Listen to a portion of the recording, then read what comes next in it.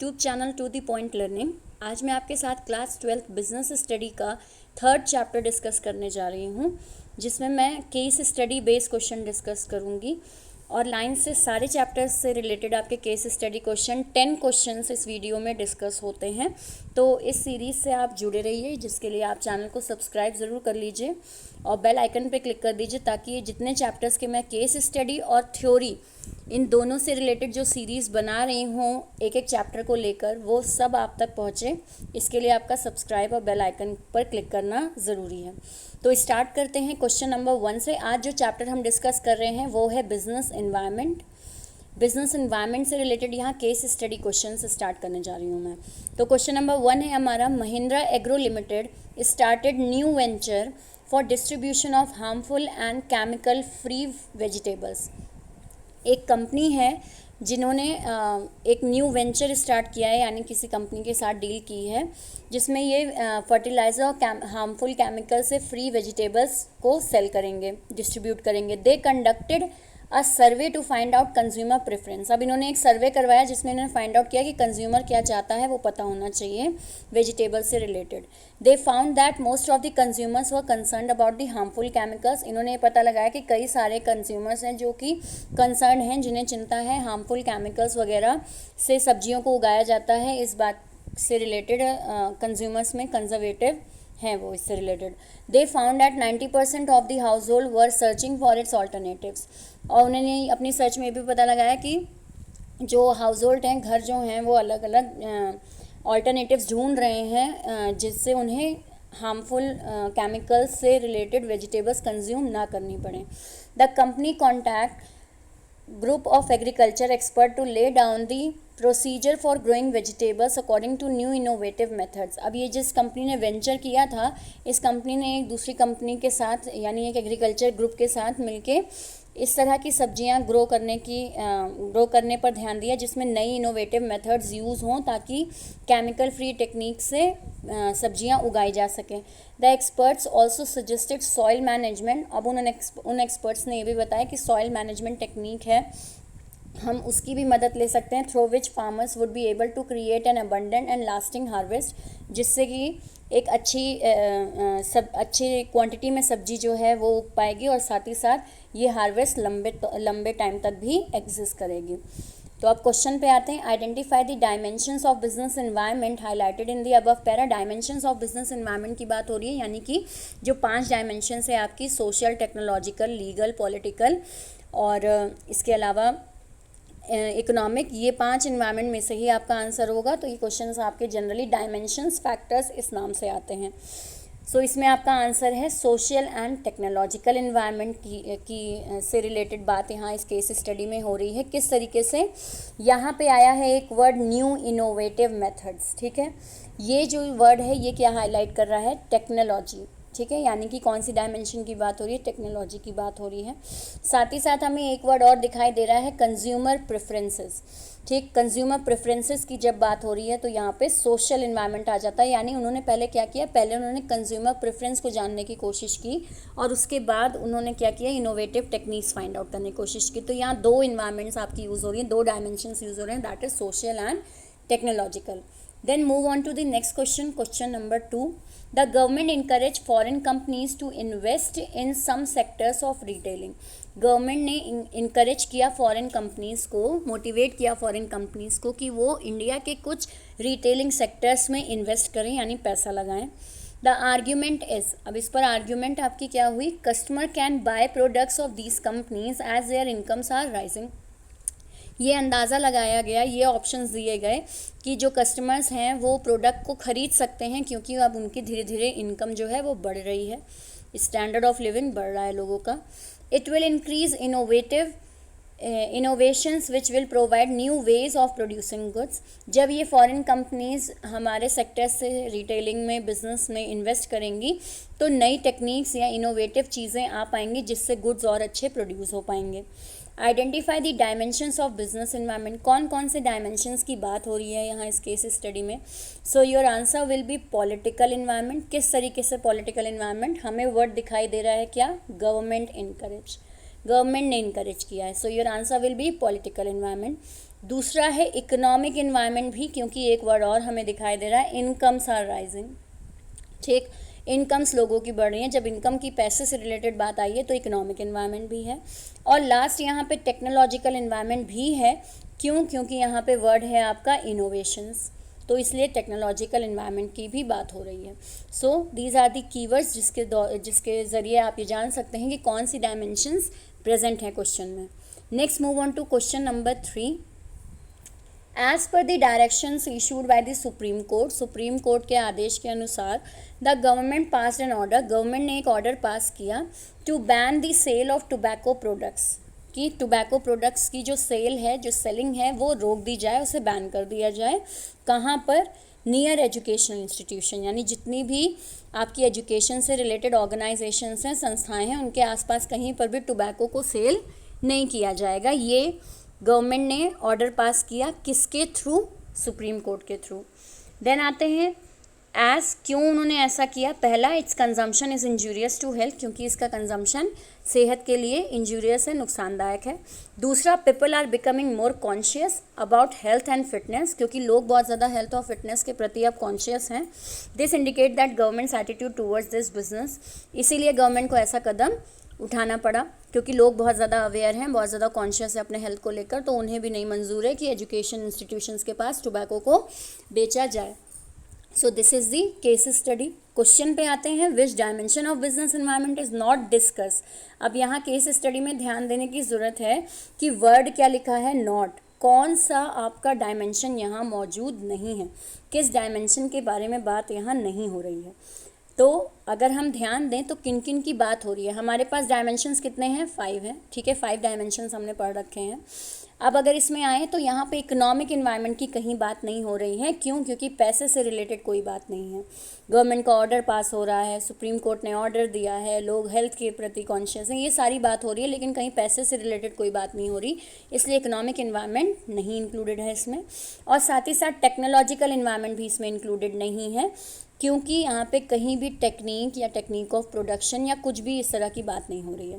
तो ये 2 इन्वायरमेंट्स जो हैं ये यहाँ पे प्रेजेंट नहीं हैं। अब बात आती है कौन कौन से प्रेजेंट हैं, तो इसके अलावा इन 2 के अलावा बाकी 3 प्रेजेंट हैं। जैसे पॉलिटिकल इन्वायरमेंट प्रेजेंट है, क्यों? क्योंकि गवर्नमेंट वर्ड आया है। आपका सोशल एस्पेक्ट प्रेजेंट है, क्योंकि कंजम्पशन वर्ड आया है। ठीक है, लोग अवेयर है अपने हेल्थ और फिटनेस से रिलेटेड, ये आया है। दूसरा, अगर हम बात करें तो इसमें लीगल इन्वायरमेंट भी आया है, क्योंकि सुप्रीम कोर्ट का ऑर्डर हुआ है। तो ये तीनों इन्वायरमेंट्स आई हैं, बट इकोनॉमिक एंड टेक्नोलॉजिकल नहीं आई है। सो हमारा आंसर क्या होगा? Economic environment and technological environment. क्यों? क्योंकि क्वेश्चन में हमसे पूछा गया था कौन सी इन्वायरमेंट नहीं है यहाँ पे। Next move on to question number 4। Konark limited is an electronic goods manufacturing enterprise situated in Shivpuri Madhya Pradesh. एक कंपनी है, इलेक्ट्रॉनिक गुड्स बनाती है और इनकी मैन्युफैक्चरिंग एंटरप्राइज मध्य प्रदेश में है। It is earning a very low revenue, ये रेवेन्यू बहुत कम कमा रही हैं, यानी इनका जो प्रॉफिट बन रहा है वो बहुत अच्छा नहीं बन रहा है। In comparison to a competing electronic goods, यहाँ कंप्लीटिंग नहीं होगा, competing electronic goods manufacturing enterprise Nova limited, जो कि कहाँ है? मुंबई में। यानी मुंबई में एक कंपनी है नोवा लिमिटेड, उनके कंपैरिजन ये बहुत कम प्रॉफिट कमा रहे हैं, ये हैं मध्य प्रदेश में। Both Konark and Nova operations are affected directly by the investors. दोनों के दोनों ही जो हैं कंपनियां वो अफेक्टेड हैं किन लोगों से? किन लोगों का असर इन पर पड़ता है? इन्वेस्टर्स का, कस्टमर्स का, कॉन्ट्रैक्टर्स का, सप्लायर्स का। ठीक है, ये सारे लोग इन दोनों बिजनेसेस को अफेक्ट करते हैं।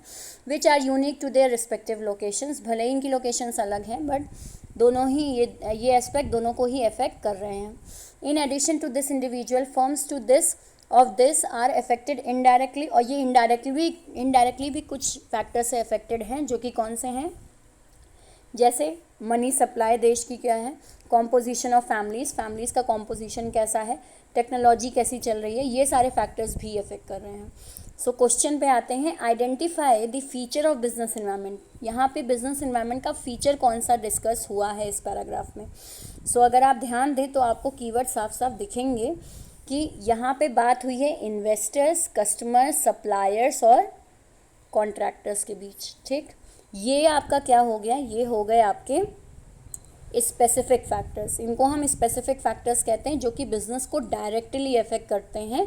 वर्ड भी आपका लिखा हुआ है डायरेक्टली अफेक्ट। ठीक, दूसरा हम आते हैं इनडायरेक्टली भी बिजनेस को अफेक्ट करने वाले कॉम्पोजिशंस यहाँ हैं। इनडायरेक्टली वर्ड ये रहा, और ये रहे वो कॉम्पोजिशंस जैसे money supply, composition of families, technological changes, ये सारी चीज़ें। ठीक, तो ये दोनों ही इन्वायरमेंट ये स्पेसिफिक हो गए और ये वाला फैक्टर आपका जनरल हो गया। सो your answer will be specific and general forces जो हैं वो यहाँ पे बिजनेस को अफेक्ट कर रही हैं। Next move on to question number 5। ABC limited is a big shop of the articles of daily use. ठीक है, एक शॉप है, वो डेली यूज़ के सामान बेचती है। It is situated in the centre of the city, city के बीचों बीच ये सिचुएटेड है। And is running successfully for the last many years, और कई सालों से इनका बिजनेस बड़ा बढ़िया चल रहा है।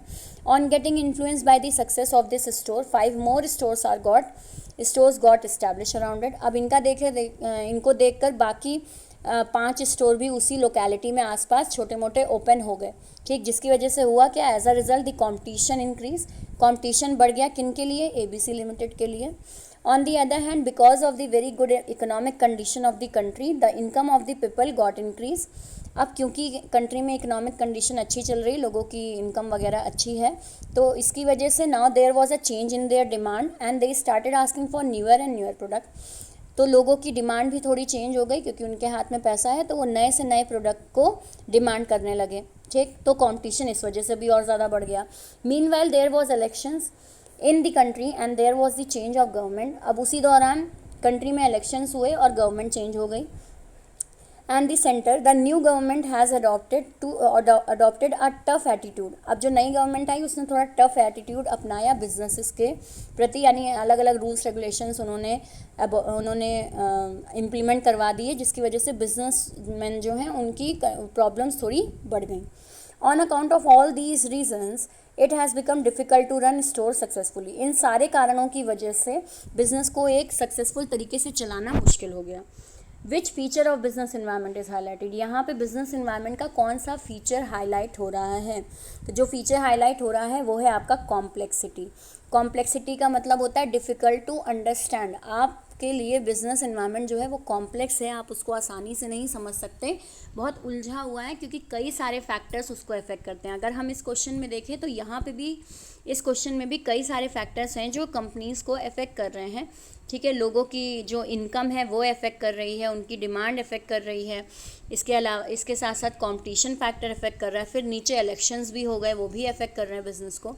तो ये चीज़ क्या है, बिजनेस इन्वायरमेंट बहुत कॉम्प्लेक्स है, बहुत उलझी हुई है। So your answer will be complexity. Next move on to question number 6।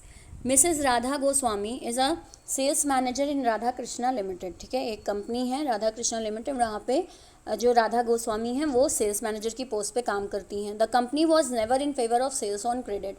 जो कंपनी है वो कभी भी सामान उधार पर नहीं बेचती है, ये उस कंपनी की पॉलिसी है। Recently due to the entry of several foreign companies, अब हाल ही में नई फॉरेन कंपनीज कंपटीशन में आ जाने की वजह से, मार्केट में आ जाने की वजह से द कंपटीशन हैज़ इंक्रीज, कंपटीशन बढ़ गया। In order to overcome this problem Mrs Goswami decided to do sales on credit. अब इस कंपटीशन की वजह से मिसेस गोस्वामी ने सोचा कि अब हम क्या करेंगे, अब हम उधार पे सामान देंगे, क्योंकि हमारा कंपटीशन बढ़ गया, अगर हम कुछ अच्छी फैसिलिटी नहीं देंगे तो फिर दिक्कत होगी, इसलिए उन्होंने क्रेडिट देना शुरू कर दिया। The condition of sale on credit was that, अब लेकिन इन्होंने कुछ कंडीशंस लगा दी। वो कंडीशंस क्या थी, in the account of any buyer the balance would not exceed 5 lakh, यानी उधार जो है वो कंपनी देगी तो, लेकिन 5 लाख से ज़्यादा का नहीं देगी। That the maximum duration of paying off would be 15 days, और ये 5 लाख भी उधार जो है ये चुकाने का जो डे होगा वो 15 दिन के अंदर चुकाने होंगे। ठीक है, यानी 5 लाख तक का आप उधार ले सकते हो और वो आपको 15 दिन के अंदर चुका देना है। If the payment was made within this duration no interest would be imposed, अगर 15 दिन के अंदर आप क्रेडिट पे ऑफ कर देंगे तो आप पर कोई भी इंटरेस्ट इम्पोज नहीं होगा, इंटरेस्ट नहीं लगेगा। लेकिन if the payment was made on the 16th day, लेकिन अगर 16वें दिन आपने पेमेंट किया आकर, या 16वां दिन हो गया आपने अभी तक पेमेंट नहीं किया, पे ऑफ नहीं किया, तो फिर आप पर इंटरेस्ट लगेगा और पुराने 16 दिन का इंटरेस्ट मिल के लगेगा। ये इन्होंने कंडीशन यहाँ पे रख दी। Which importance of business environment highlighted, यहाँ पे बिजनेस इन्वायरमेंट की कौन सी इंपॉर्टेंस हाईलाइट हो रही है, यानी कि इन्होंने ऐसा क्या काम किया बिजनेस इन्वायरमेंट से रिलेटेड जिसकी वजह से इन्होंने ये सारी चीज़ें रूल्स रेगुलेशन लगा दी है। अब इन्होंने स्टडी तो की, इन्होंने क्या किया, पहले क्रेडिट में सामान नहीं दे रहे थे, फिर क्रेडिट में देना शुरू कर दिया, लेकिन कंडीशंस लगा दी। यानी क्या किया इन्होंने, प्लानिंग एंड पॉलिसी फॉर्मुलेट कर दी। अपनी कंपनी की पॉलिसी में थोड़ा चेंजेस किए इन्होंने कि हम क्रेडिट तो देंगे लेकिन बस 15 दिन के लिए देंगे, 16वें दिन से इंटरेस्ट लगा देंगे उस पर। तो ये चीज़ क्या है कि बिजनेस इन्वायरमेंट की स्टडी करके इनको ये हेल्प हुई कि ये क्या कर पाए, आसानी से पॉलिसी और प्लानिंग वगैरह फॉर्मुलेट कर पाए। So this is next, move on to question number 7। Environment is a source of various resources for running a business. Environment जो है वो सोर्स होती है अलग अलग रिसोर्सेज की, ठीक है, ताकि हम बिज़नेस को अच्छे से रन कर पाएँ, इसके लिए कई सारी सोर्सेज होती हैं इन्वायरमेंट में। To engage in any type of activity a business enterprise assembles various resources called input like money, machine, material, man etcetera. और इसी बिजनेस इंटरप्राइज को चलाने के लिए हम कई सारे रिसोर्सेज को इकट्ठा करते हैं, जैसे मैन, मशीन, मटेरियल्स और मनी को, ठीक है। इन सारी चीज़ों को हम इकट्ठा करते हैं कहाँ से, इन्वायरमेंट से, इंक्लूडिंग फाइनेंसर्स, गवर्नमेंट, सप्लायर्स। इसके साथ साथ फाइनेंसर्स भी होते हैं, सप्लायर्स, गवर्नमेंट, इन सबको भी हम इंक्लूड करते हैं। Which importance of business environment is highlighted. यहाँ पे कौन सी इंपॉर्टेंस दिखाई जा रही है। So your answer is it helpful in tapping resources. इसमें आपको पता लगाने में दिक्कत नहीं होगी क्योंकि स्टार्टिंग में एक बात कर ली गई है कि कई सारे रिसोर्सेज हम कलेक्ट करते हैं इन्वायरमेंट से, राइट। तो जब इन्वायरमेंट से रिसोर्सेज कलेक्ट करते हैं, रिसोर्स वर्ड आ गया, तो ये चीज़ क्या है कि इन्वायरमेंट की स्टडी करके हम अच्छी अच्छी रिसोर्सेज को अपने बिजनेस में इंक्लूड कर पाते हैं। It help in tapping useful resources. Next, move on to question number 8। After obtaining the postgraduate degree in subject of business environment, Mr. Saksham was appointed as the manager in a company. इन्होंने post graduate किया business environment से related और इनको एक manager की post पे एक company में जॉब मिल गई। He notice that the market change is taking place very fast. इन्होंने ये नोटिस किया कि बहुत तेज़ी से मार्केट चेंज हो रही है। वह having a negative impact on the company, और इसका नेगेटिव असर हमारी कंपनी पे पड़ रहा है। Taking advantage of his academic ability, he made a thorough study of the business environment. अब अपनी पढ़ाई का इस्तेमाल करते हुए इन्होंने क्या किया, इन्होंने एक अच्छी सी स्टडी की बिजनेस इन्वायरमेंट की। Based on his study, he prepared a formula to cope with the rapid changes taking place. अब उस पढ़ाई और इस स्टडी रिसर्च की मदद से इन्होंने फाइंड आउट किया कि जो कई सारे रैपिड चेंजेस हो रहे हैं हम उससे एक तरीके से निजात पा सकते हैं। Within no time the negative impact on the company of the changes taking place disappeared. और इनकी इस सूझबूझ से बहुत जल्दी ही जो प्रॉब्लम्स थी वो डिसअपियर हो गई कंपनी में से। Now the company is running successfully. Which importance of business environment is present in the above event. यहाँ पे कौन सी इंपॉर्टेंस दिखाई दे रही है हमें। सो यहाँ आंसर होगा आपका it helps in coping with rapid changes. बहुत तेज़ी से आने वाले चेंजेस को आप आसानी से ग्रैब कर पाओगे, उनको फेस कर पाओगे अगर आप बिजनेस एनवायरनमेंट की स्टडी कर रहे हैं तो। अब यहाँ पे कौन सा हमारा कीवर्ड है जो हमें ये दिखा रहा है, रैपिड चेंजेस टेकिंग प्लेस, ठीक है। चेंजेस बहुत जल्दी जल्दी हो रहे हैं जिसकी वजह से इन्होंने क्या किया, मिस्टर सक्षम ने स्टडी की इन्वायरमेंट की और तब वो इन चेंजेस को डिसअपियर कर पाए अपनी कंपनी से। तो ये चीज़ क्या हो गई कि ये रैपिड चेंजेस को ग्रैब कर पाए अपनी स्टडी के थ्रू बिजनेस इन्वायरमेंट की। Next, move on to question number 9। Due to the recent spread of कोविड-19 pandemic, demand for N95 mask, hand sanitizer and PPE kit witness a drastic increase, ठीक है। Covid की वजह से N95 mask, sanitisers और PPE kit की demand बहुत ज़्यादा बढ़ गई। Which feature of business environment is mention. यहाँ पे कौन से फीचर की बात हो रही है, तो यहाँ जो फीचर है वो आपका क्या है, इंटर रिलेटेडनेस। इंटर रिलेटेडनेस का मतलब क्या हो गया कि किसी एक कारण की वजह से बाकी चीज़ों पर उसका असर पड़ना। यहाँ पे आपका मेन कारण क्या है, कोविड-19। अब उसका असर किन किन चीज़ों पे पड़ा, तीन चीज़ों पे पड़ा। इन इंडस्ट्रीज़ को उससे फ़ायदा हुआ, इनकी सेल बढ़ी, तो ये चीज़ क्या हो गई, इंटर रिलेटेडनेस, यानी बिजनेस एनवायरनमेंट जो है वो आपस में एक दूसरे को अफेक्ट करती हैं, आपस में एक दूसरे से रिलेटेड होती हैं। Next, move on to last question of this video, that is question number 10। Even though the political conditions vary from country to country, ठीक है। आपकी जो पॉलिटिकल कंडीशंस हैं वो कंट्री अलग अलग कंट्री के हिसाब से अलग अलग होती हैं। They impact the sentiment of an investor, वो एक इन्वेस्टर्स को अफेक्ट करती हैं in the business. If the instability of the political conditions cause uncertainty and make it difficult for him to predict the future. एक investors को affect करती हैं। Instable political conditions भी जो हैं वो भी आपके बिजनेस में काम करने की जो अनसर्टेनिटी है उसको बढ़ा देती हैं और आपको फ्यूचर को प्रिडिक्ट करने में थोड़ी सी डिफ़िकल्टी होने लगती है।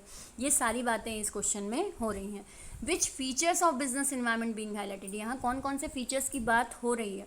तो कई फीचर्स की बात हो रही है। स्पेसिफिक एंड जनरल फोर्स की बात हो रही है, क्योंकि इन्वेस्टर वर्ड आया है आपका, पॉलिटिकल कंडीशंस वर्ड आया है, ठीक है।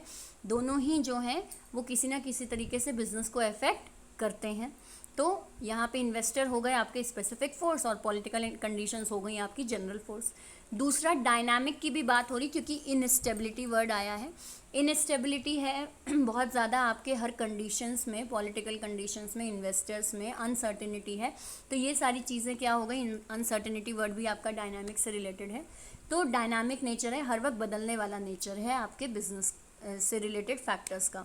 और साथ साथ यहाँ रिलेटिविटी की भी बात हो रही, क्योंकि पहली लाइन ही हमने यहाँ पढ़ी थी कि पॉलिटिकल कंडीशंस जो हैं वो कंट्री टू कंट्री चेंज होती हैं, vary from country to country. ये जो वर्ड है आपका, ये क्या शो कर रहा है, रिलेटिविटी फीचर को शो कर रहा है। तो इसलिए यहाँ इन 3 फीचर्स की बात आपकी हो रही है। So these are the 10 questions जो आज हमने डिस्कस किए चैप्टर 3 से रिलेटेड। आई होप आपको क्लियर है। अगर कोई डाउट है तो कमेंट सेक्शन में ज़रूर लिखिए। बाकी अगर वीडियो हेल्पफुल लगा है तो लाइक का बटन ज़रूर क्लिक कीजिए। अगेन मेरे चैनल को शेयर करिए ज़्यादा से ज़्यादा और सब्सक्राइब ज़रूर कर लीजिए अगर आपने अभी तक सब्सक्राइब नहीं किया है। Along with the bell icon भी क्लिक कर दीजिए ताकि नोटिफिकेशंस लेटेस्ट आपके पास पहुंच सकें। Thank you and have a nice day.